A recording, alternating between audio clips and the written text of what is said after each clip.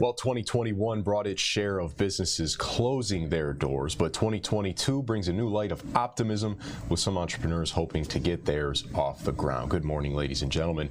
I'm News 8 digital anchor Luke Laster here from the Wood TV live desk, and joining me this morning is News 8 digital reporter Christa Ferguson. Christa, local businesses, it's your bread and butter. It's what you do. Yep. Joining us to chat a little bit about that today. New year, new businesses, what you got? Oh my gosh, we got a lot of new businesses. So I have been doing this list for 3 years now, and this year we've got 22 places opening in 2022, and that is by no means every business that's opening this year. It's just the ones that I've been able to track down. So lots of businesses opening this spring. We actually already had one open, and that was the Mitten Brewing Company's new restaurant up in Rockford. I believe it's called Mitten Pizza Company. That one's opened. We're keeping an eye on Grove is going to be reopening soon here, and they're going to look completely different. They're going to have, instead of like the dark restaurant that used to be, is kind of more dark and womb-like and very warm, like just kind of a warm denish kind of thing. They are creating a new atmosphere that's going to be a little bit white. It's going to be more open, airy. It's going to seem more like a patio. Nice. So they're working on that. That's going to be opening this spring, and we got a ton more. Kuster Brauhaus is supposed to open. They've been trying to open for 2 years now. Nice. So a little bit of everything, yep. All over West Michigan too. Let's talk. Folks, I do want to point out too, if you see those hashtags there below our names, hey Christa, hey Luke, if you have any questions, comments about some businesses coming to West Michigan here, go ahead and put it there in the comment section. We'll be able to get it up on the screen there for you. But Christa, let's first talk, we have some video here of those businesses. Let's talk 2021. Businesses closed. We have a little bit of that up on woodtv.com. Let's talk about some of the ones before we dive in that have closed their doors.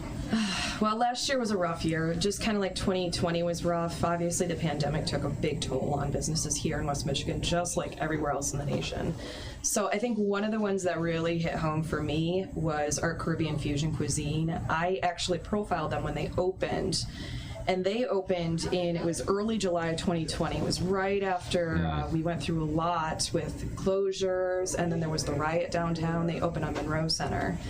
They ended up closing their doors last year. It was just shy of a year after they had opened. And it was really heartbreaking for me to see that, because it came full circle in a sad way. So the good news is that business still has their food truck, El Caribe. I'm probably saying it wrong, and I apologize. But they are still running around town, and you can still pick up their great food. We also had a couple places over at the downtown market that closed, but they are being replaced. And then a big one that I think a lot of people who get their shoes repaired in Grand Rapids will know is Charlie's Shoe Repair. They closed after more than a half century of business, and that's a big one. That was in McKay Tower. So the owner there, she was having a hard time because she was struggling with carpal tunnel after repairing all these shoes for so many years.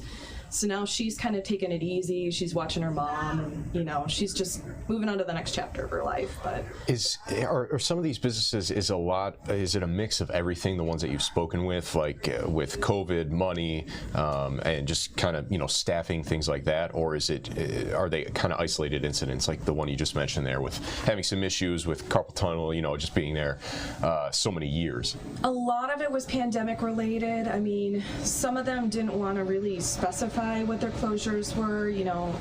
Nobody really wants to ever have to close, but I noticed there was several coffee shops that closed, and one of the trends that we've been seeing is fewer workers downtown because of the pandemic. And a lot of their businesses come from people who work downtown. So they saw a big hit when the pandemic hit. So yeah, they had to shut down their doors. A lot of places have had to move into takeout or delivery or just change their concepts altogether. Well, food trucks too, if they can stay on with some kind of food trucks is always, something.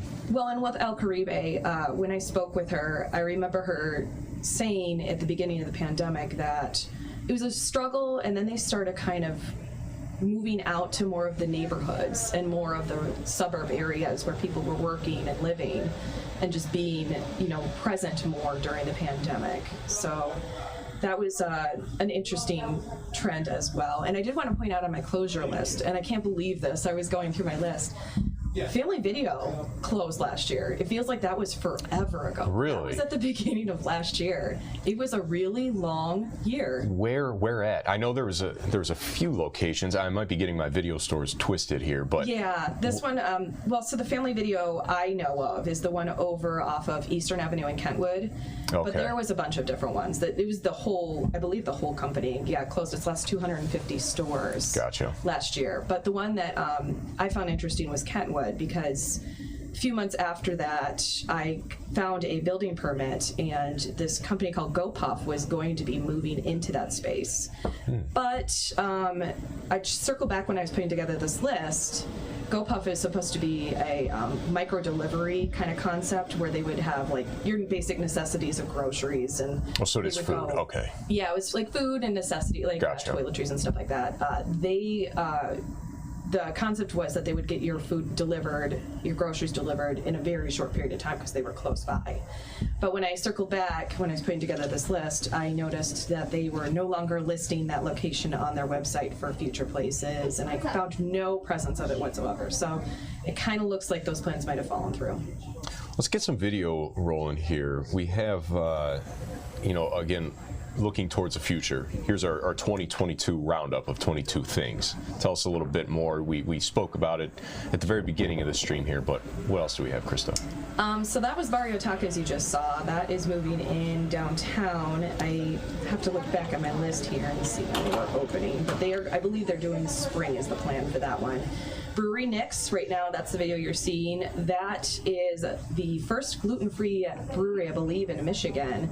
They have actually started distributing their beer over at Bridge Street Market and a couple of other grocery stores. They just started expanding their distribution. And so they are hoping to open, I believe it was by summer. And then we've got Bodega Bakery, which you just saw. That one is going to be opening, hopefully, I think, at the end of this week. And then this is Grow that I mentioned earlier. That's kind of a look inside what it's going to look like when it's all finished. Hopefully all that stuff will be gone, but it'll be lighter in colors and very bright. And then Kuster Brauhaus, that's the German beer hall on the west side. And then this is the Incubator Kitchen over off of Kalamazoo, I believe it is. So lots of businesses going on there. That is the new crab place over at it was a Persian restaurant, and inside here is the Papa Chops restaurant. That is a gluten-free restaurant that's going to have a drive-thru. They're hoping to open in February. Nice. So that's Real Seafood. They're going to open sometime this year as well. They're going to be part of the new development over on Lyon Street. And then Sovengard is going to be moving over to a different section of Bridge Street, farther on the west side, about a mile down. Tijuana Tacos, that is over, it's near Grand Rapids Township. It's off the East Belt line. They're hoping to market off of all of the people going down the East Belt line. And over here, that's going to be the Duckpin Bowling Alley over where GP Sports used to be. It closed last year, I believe, as well. Phoenix Theater should be opening later, I think in March. And then this is Pal's Diner, which was in Cascade Township. It got moved to Muskegon. That's going to be opening this year as well. And this is the big one. That's Whole Foods. That is the one that has been hard to find information on. The company keeps sending me the same statement over and over. But a source told me that Whole Foods should be opening in, I believe, June is when they're expecting it. It was only a matter of time, in my opinion, that a Whole Foods would get here eventually. What was the location of that? That one is going to be off of 28th Street. It's at Radcliffe. Okay. It's kind of across from Woodland Mall. Gotcha. Nice. Christa, we do have a couple of questions here. One that I think has been on a lot of people's minds. We're going to go ahead and publish it. This is just one way of asking it, but this one from Michael. Any plans for Gun Lake to reinvent the Bob? Is there any rumors or anything that you may have heard on what will be happening with that building? Obviously, a staple downtown there, but anything that has been mentioned of that? We honestly, it's been very mum on our end. We've heard murmurings and speculation, but nothing has been put down on the selling of the property. I know Ken Kolker last week had posted a story about the fact that the Bob sale has been postponed for now. So we don't really know what the future is going to hold for that business yet. I know that's a big one. When I moved here 15 years ago. It was a while ago. The Bob was the first business I went to, and I know that's a big iconic business for everybody with all those restaurants and entertainment. Right. No, definitely a big question mark there. Michael, thank you for the question. Christa, we have a article linked that just went live on woodtv.com, and this one is your 10 projects we are seeing for 2022. Tell us a little bit about what we can find in there. So when I was putting together my 22 places opening in 2022, I had a lot of leftovers, and I was like, dang it, this doesn't work with 22 in 2022. And it just happened to be that I had, most of these are primarily public spaces, shelters, schools, organizations. It's kind of expansions on those end. So I put those together in this list. One of the big ones that everybody's been asking about is Rosa Parks Circle.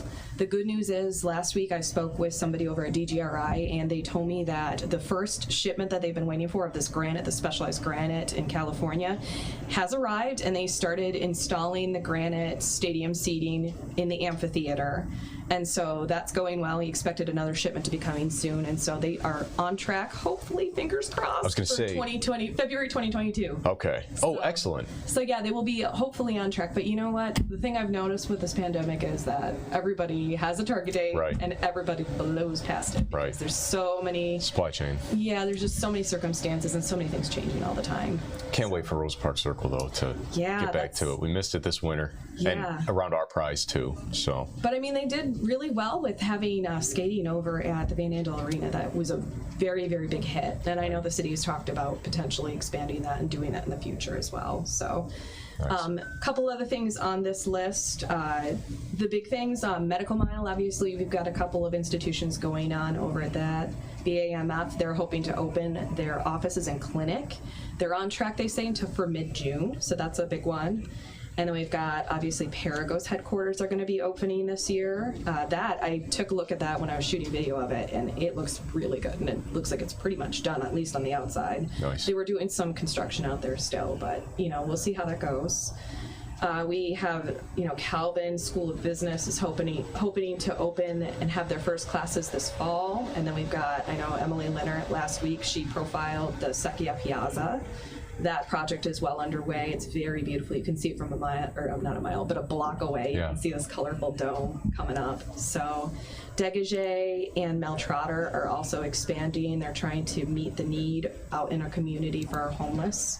So more beds, better facilities. So we're going to see a lot going that way. And then I think the big question mark on this list is going to be Lion Square, because Lion Square has been a years-long effort. It's a beautiful concept they have going on right now, but they're waiting on the state for permits. They're waiting on a lot of permits, and that's a waiting game. And who knows? Don't know when that's going to happen. It could be the end of the year. It could stretch out to the next year.